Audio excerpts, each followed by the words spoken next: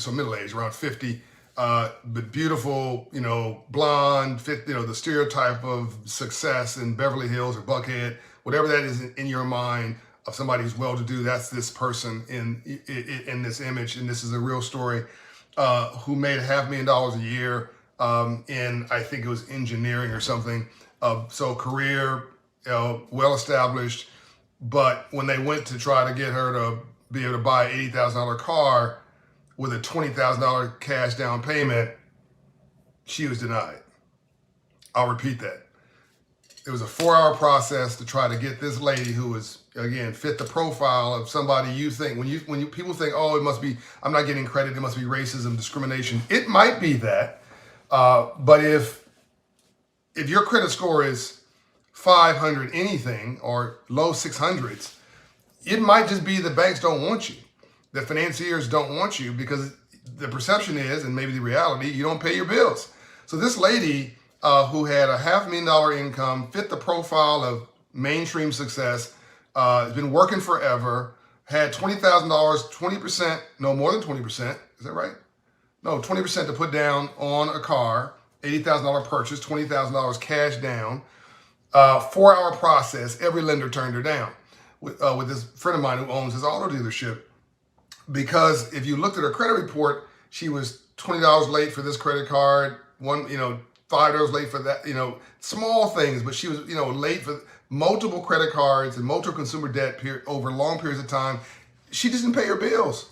She didn't prioritize it, she was excited about getting the credit, but wasn't excited about paying folks back. And she ultimately, paid the big items over time, but she played games with the lenders. And again, it was just not paying attention, not paying medical bills, getting that charged off, not paying your credit card for, months, figure out, then paying it up with the late fees, thinking that was okay. It's not okay. When you have a credit obligation that says paying every month, you need to pay every month. You can't pay as you want to. You got to pay in line with your agreement. Reminds me, and I'm going to really democratize this video because I've just now picked on somebody who's white and blonde and 50 years old and making $500,000 a year in, let's say, here in Atlanta, Buckhead or Beverly Hills. Now let me pick on my black, wealthy recording artist friend. I won't name his name, but and it's nobody you guess, because actually I'm not really a friend with this person. I'm saying friend in the sense that I know him, but I really mostly know of him. He's nobody in my universe. But he was really big 10 years ago.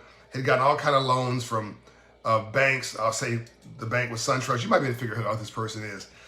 And for a mansion, for a Rolls Royce, all that stuff. And he was completely happy when he got the loan. But when his income dried up and he couldn't pay the loan back, all of a sudden now it's racism. Oh, the bank is racist. Bank's pressing me. This is ridiculous. I'm gonna sue. I'm gonna picket you. Wait a minute. You weren't picketing them when you wanted to get the loan. You weren't picketing them when they approved your loan. You weren't picketing them when they gave you great terms. You're only unhappy when they wanted their money back. Let me tell you something. If I loan you the money, I want my money back. If you loan somebody some money, you want your money back. Can I get an amen? So sometimes it's not racism. Sometimes it is. Sometimes it's sexism, bias, all kind of stuff. Sometimes people are just doing you dirty.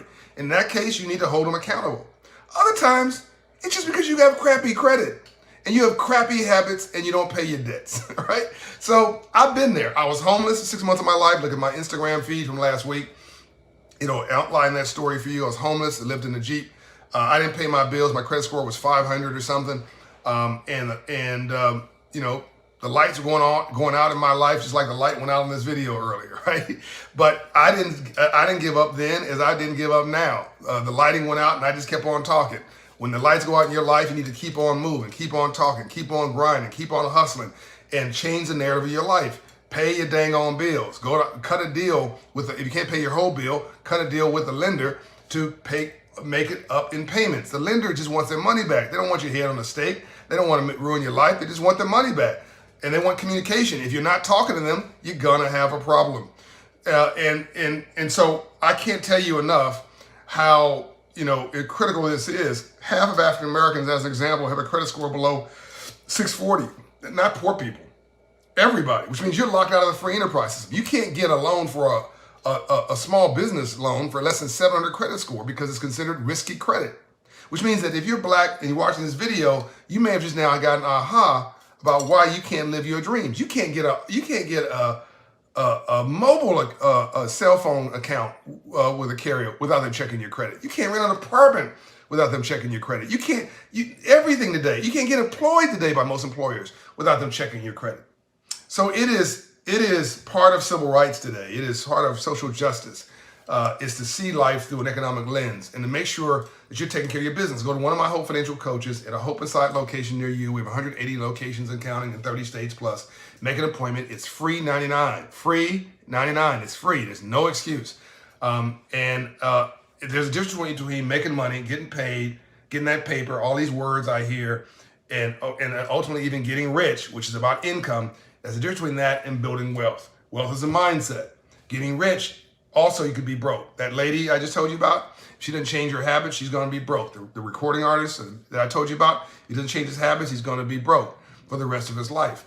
You can make money, but if you're spending more than you're making and you're not paying your bills, when your outflow exceeds your inflow, then your overhead will be your downfall. I'm out. John Hope.